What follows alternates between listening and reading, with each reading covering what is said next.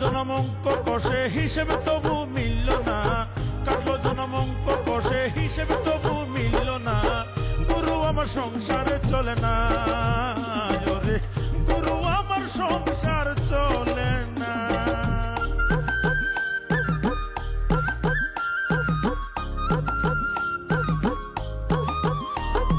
জামা দে না গায়ে ছিঁড়ে যাওয়ার ভয়, জুতো জোড়াও দে না পায়ে হয়ে যাবে ক্ষয়। ছাতাখানা যদি মেলে ধরতাম রোদ বৃষ্টি হলে, দুদিনেও টিকতো না তো কেউ তো বুঝে না। গুরু আমার সংসার চলে না, গুরু গুরু আমার সংসার চলে না।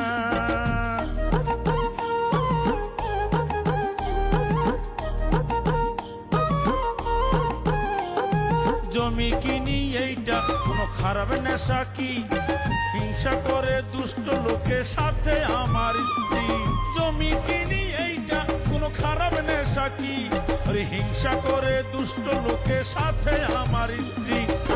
গুরু আমার সংসার চলে না, ওরে গুরু আমার সংসার সংসার চলে না। আচ্ছা, তোমার সাদের ছড়ি তোমার উপর খেপলো কেলা কিসের জন্য? এই যে আপনার এমন বৌদি করে নাই, এটা নাকি আমার 302 ধারার অপরাধ হয়ে গেছে। বেশু, তুমি আমার সবকিছু খুলে কাও তো। বলেন তো, আমার কাছে যা জিজ্ঞেস করো। তোমার শুধু একটু কই, এত বড় অপমানের পর আমি আর এবার থাকবো না। রেশমা, রেশু, শোনা আমার, তুমি শান্ত হও।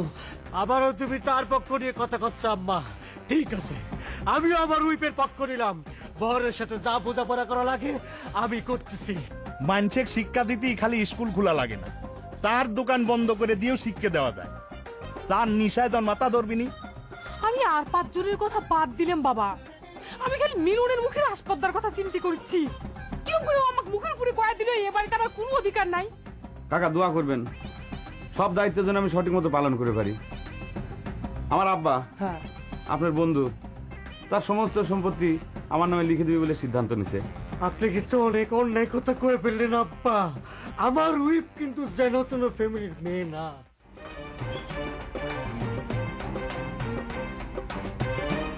ভূতের মতো ধুম করে ঘরের মধ্যে ঢুকে পড়ো কিসের জন্য? গলা খাকারি দেওয়া যায় না? কে আমি কি ভাসুরের ঘরে ঢুকতেছি যে গলা খাকারি দেওয়া লাগবে? ভাসুর না হই, একজন পুরুষ মানুষের ঘরে একজন মহিলা তুমি ঢুকতে চাও, একটু সাড়া দিলে কি হয়? মানুষের কত অসুবিধা থাকতে পারে। অসুবিধা যে কি সেটা তো আমি জানি। আমার সতীন একটি মেয়ে আদর্শ আর করতেছে, তাই না? বাজে কথা কবা না কমলা মানু। আমার চরিত্রের উপরে দাগ লাগানোর নতুন বুদ্ধিটা তুমি কনে থেকে পাইছো শুনি? আমি যদি তোমার একটা সতীন আইন বেরি পারতাম তাহলে তুমি বহু আগে শায়েস্তা হয়ে যাইতে। বিয়ে করে সতীন আন নাই তো খানেওয়ালা বাড়ার ভয়ে। তবে এখনো যদি তোমার ইচ্ছে করে তাহলে চেষ্টা করে দেখতে পারো, আমার কোনো আপত্তি নেই। তা থাকবি কে, দুই দুইখান বেটা বিয়ে দিয়ে খানেওয়ালা বাড়াইছো, আবার আমার বিয়ের বুদ্ধি দিয়ে যদি আরেক খান খানেওয়ালা বাড়ানো যায়, তাই না? যেন তেন প্রকারে আমার একটুখানি ক্ষতি করতে পারলেই তুমি খুশি হও, বুঝি নে? এখন কও, কিসের জন্য ভূতের মতো এসে খাড়া হয়েছ? তোমার টাকা দেখার জন্য। ওইটাই তো আমার আসল সতীন। তোমার কাছে তো খালি টাকার আদর হয়েছে। মধ্যে রাতে এসে আর সিনেমার নায়িকার মতো ঢং দেখানো লাগবে না। দিন দিন চুক্তি সাজা হচ্ছে, তাই না? নায়িকা হব না? আমার নায়ক উত্তম কুমার যেখানে বসে আছে। ফাঁকে থাকো। সারা জীবন আমার চেহারা টাক নিয়ে খিতেবি করে এখন উত্তম কুমার দেখতেছ? ধান্দা কি সেটা কয়ে বিদেয় হও। তা উত্তম কুমার সাহেব, আপনি নাকি আপনার সব সম্পত্তি বহরের নামে লিখে দেওয়ার সিদ্ধান্ত নিছেন? যাকে সম্পত্তিটা যে আমার সেটা স্বীকার করার জন্য আপনাকে ধন্যবাদ। তা আমার সম্পত্তি আমি বহরেক দেই নাকি রাস্তার ফকিরেক দেই, সে কৈফিয়ত তো আমি কাউকে দিতে রাজি না। পথের ফকিরে যে তুমি সম্পত্তি লিখে দিবে না, সেটা একটা গেদা চাওয়ালো জানে। দরকার হলে ফকিরের মতো ভিক্ষে করে 2 বিঘে জমি তুমি বেশি কিনবে। কিন্তু তোমার 3 বেটা, 1 মিয়া, তাগারে সবলে বঞ্চিত করে তুমি 1 বেটাক সব সম্পত্তি লিখে দিবে, সেটা তো কোনো কথা হবার পারে না। কি হইবে পারে আর কি হইবে পারে না সেটা তোমার কাছে শোনা রাখবি। তুমি যখন আমার কথার বাইরে গিয়ে সালুনের মধ্যে ঘপ ঘপ করে তেল ঢেলে দাও, আমাকে শিক্ষা দেওয়ার জন্য যখন বেটা গেরে বিয়ে দিয়ে ঘরে তোলো, তখন কি হয়? নিজে খুব চালাক মনে করো, তাই না? এবার দেখো ঘুঘুর বাসা কেমন করে ভাঙা লাগে। চলো, কি ভাবতেছ?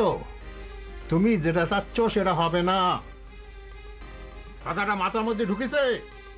বুঝতে পারতেছ?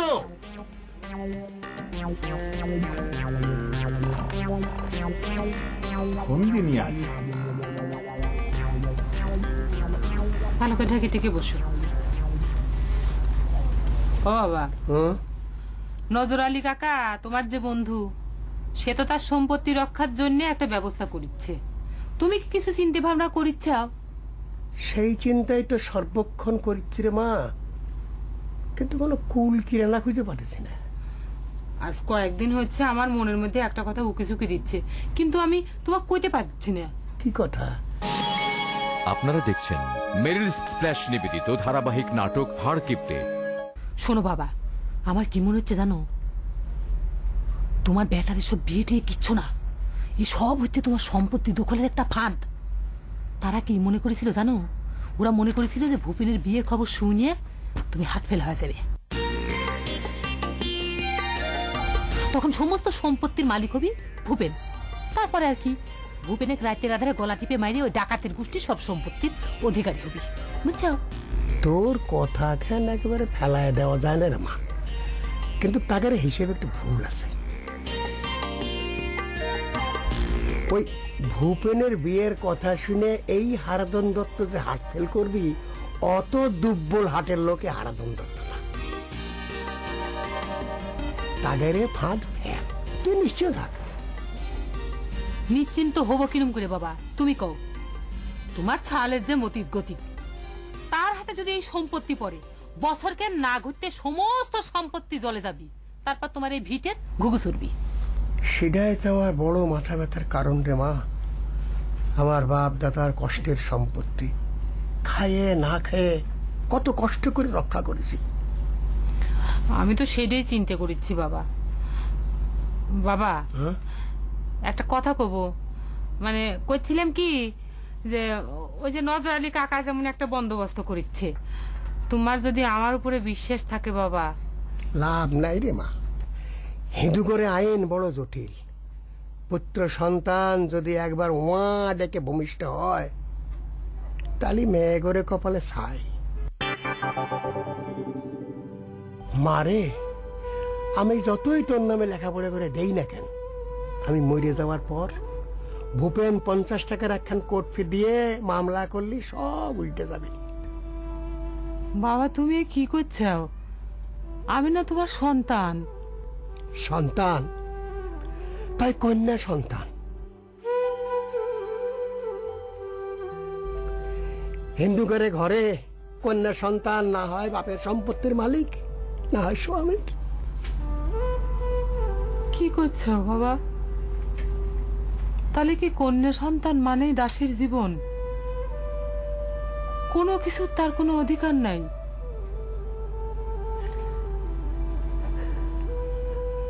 সবই বিধাতার পিঠা।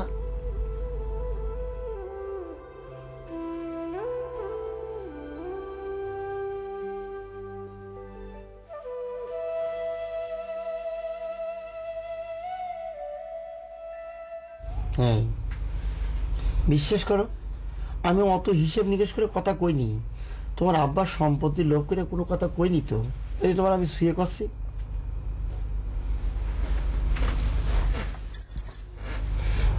হিসেব নিকেশ না করলে জীবন চলবি? আমি তো হিসেব নিকেশ বুঝি না, তুমি আমার একটু হিসেব নিকেশ শিখাই দিবা?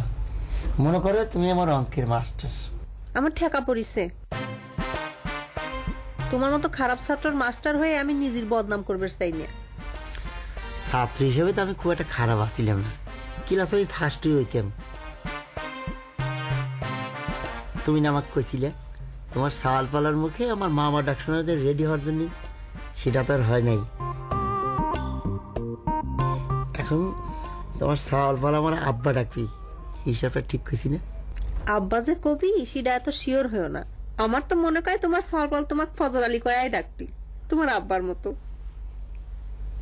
তাই নাকি? দেখি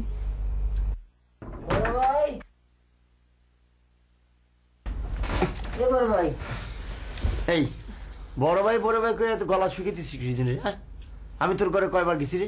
তুই আমার বারবার ডিস্টার্ব করতেছিস। এবার ভাই তুই এগুলো কি করছিস? তুই তো আমার স্ত্রীর ভাসুরস, তোর পক্ষে কি আমার ঘরে যাওয়া সম্ভব?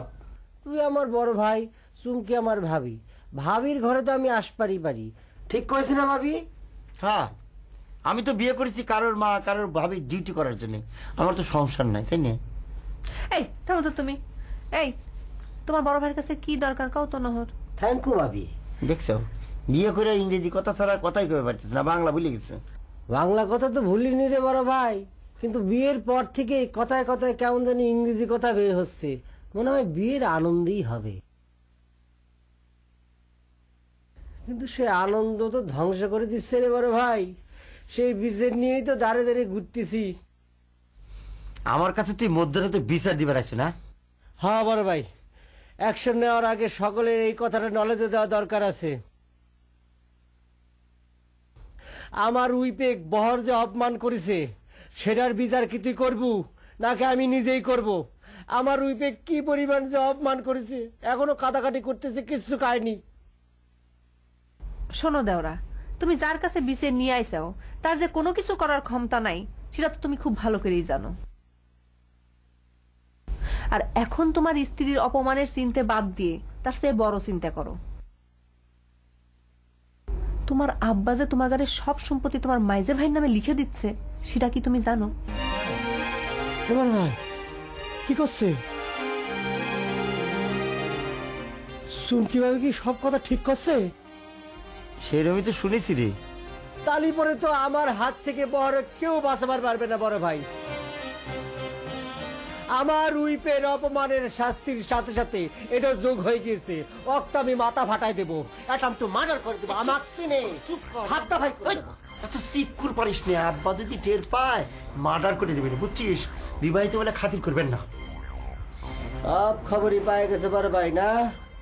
আমাকে চিনে না, আমি কিছু কই এতদিন সব সহ্য করেছি। জানিস আমি কি করি? আমি খুঁজে করবো, আমি করি। ইয়ে করে ভেজানোর মধ্যে আমি নাই। সব আপনারা দেখছেন মেরিল স্প্ল্যাশ নিবেদিত ধারাবাহিক নাটক হাড় কিপ্টে। আমি কি তোমার এতই পর হয়ে গেছি নজর আলী, নাকি তুমি আমাকে অবিশ্বাস করা ধরিস? নিজের মনে জিজ্ঞেস করো, উত্তর পাওয়া যাবা। সারা রাত তো নিজের মনের সাথে মেলা বোঝাপড়া করলাম, কিছুই তো খুঁজে পেলাম না, তাই তোমাকে জিজ্ঞেস করতেছি। তাহলে খামাখা তোরের মন পুলিশ পুলিশ হচ্ছে কা?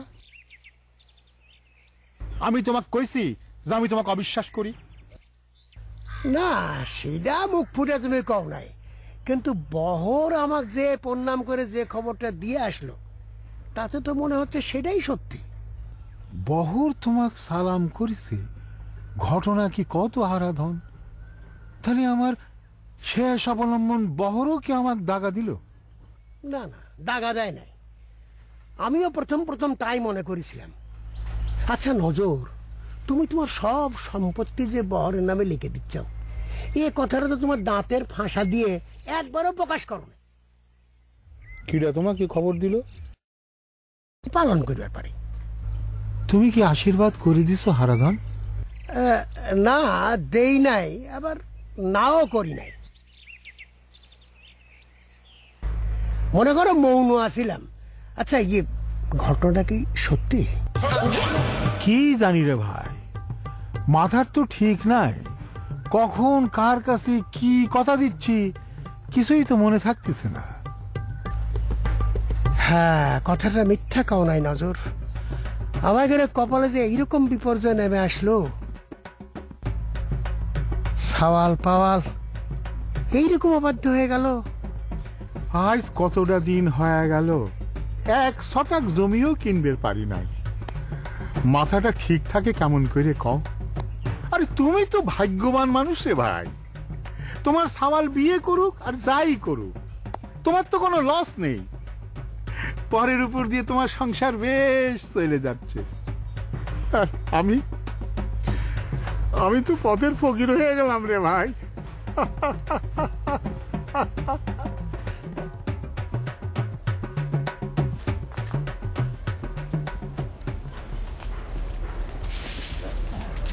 এবারে এই জায়গায় খাড়া, তোর সাথে বোঝাপড়া আছে।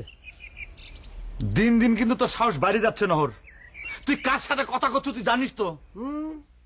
এই না জানি নহর কোনো কথা কয় না। তুই লে বহর কিপটে, হার কিপটে নজর আলীর মেজে বেটা পড়েছে, ঠিক আছে? দেখ নহর, বেশি বেয়াদবি করবি না কিন্তু, কা দিলাম। তোর কপাল কিন্তু খারাপ হয়ে যাবি রে। আরে আমার কপাল কি খারাপ হবে রে বহর? তোর নিজের কপালের কথা চিন্তা কর। তোর এত বড় সাহস, তুই আমার উইপেক সর দিবার চাস? এ সর দিবার চাস মানে কি রে? সর তো দিয়েই দিতাম রে। ওই এক সর দিয়ে 32টে দাঁত আমি ফালা দিতাম। আম্মা চলে আসলে বলে তোর বউ বাঁচিয়ে গেছে, একটা বিয়াদব নিয়ে। তোর হাত দুইখান দিয়ে দে বহর। হাত দিয়ে দেবো মানে? তুই যে হাত দিয়ে আমার উইপেক সর দিবার চাইছু, সে হাত দুইটা আমি কাইটে নেব, তো লুলে বানিয়ে দেব রে বহর। আমার মাথায় আগুন জ্বলতেছে। নজর আলী তোক সম্পত্তি লিখে দেবে না, তোর সম্পত্তি ভালো করে আমি খাইয়ে দেব। তোর মস্তানি বাইরে গেছে তাই না রে নহর? তোর তার আগে আমি 1 থাপ্পড় মেরে 32টে দাঁত ফালা দেবো।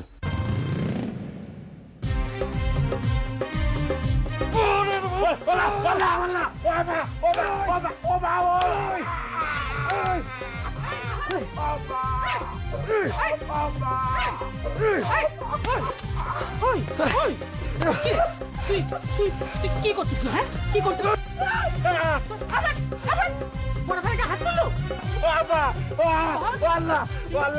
আমার মাথা মোটা দিছে রে, আব্বা খুন করে ফেলাইছে। ও আব্বা, আপনি আব্বা আমার মাথা মোটা দিছে আব্বা।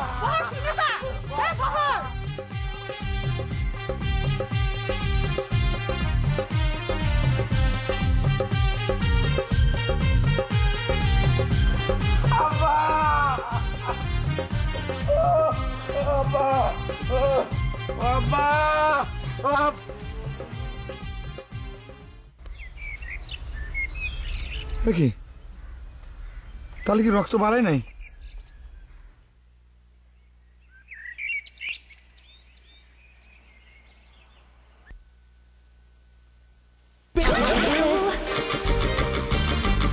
হারানো হোর কেস আগে শক্ত করে নেই।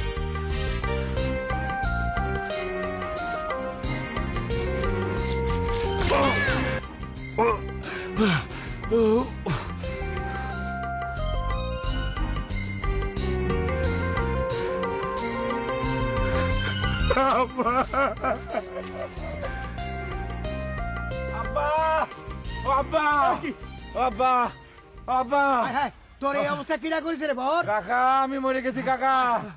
ও কাকা, আব্বা আমি আর মনে হয় বাঁচবো না। এত মুঠা বাঁশ দিয়ে আমার মাথার উপর বাড়ি দিছে, মাথা ফাটা দিছে, আমি মার্ডার হয়ে গেছি আব্বা। আরে কিনা তোর মাথায় বাড়ি দিল রে বহর? আপনার ছোট বেটা নহর। আমি কি অপরাধ করেছি আব্বা, কি অপরাধ করেছি? আমি খুনির বিচার চাই। আইনের ভাগ দিয়ে যেন খুনি পলা যাবেন না পারে আব্বা। কি কাণ্ড রে বাপু, ভাই হয়ে ভাইয়ের মাথায় বাড়ি দেয়, এরা কি মানুষ? আমি সবগুলো ত্যায্য করবো, থানায় যাবো। আরে চলে এই নজর থামো, আমি রক্ত বন্ধ করতে। কাকা আপনি যাবেন না, রক্ত বন্ধ করা যাবি না। রক্ত বন্ধ করলে পরে কেস দুর্বল হয়ে যাবি। আমি রক্তের বদলে রক্ত চাই, খুনির ফাঁসি চাই। কয় পেঁয়াজ খাওয়া মাথা সব সময় গরম হয়েই থাকে। নালি মায়ের পেটের ভাইয়ের মাথায় বাড়ি দেয়।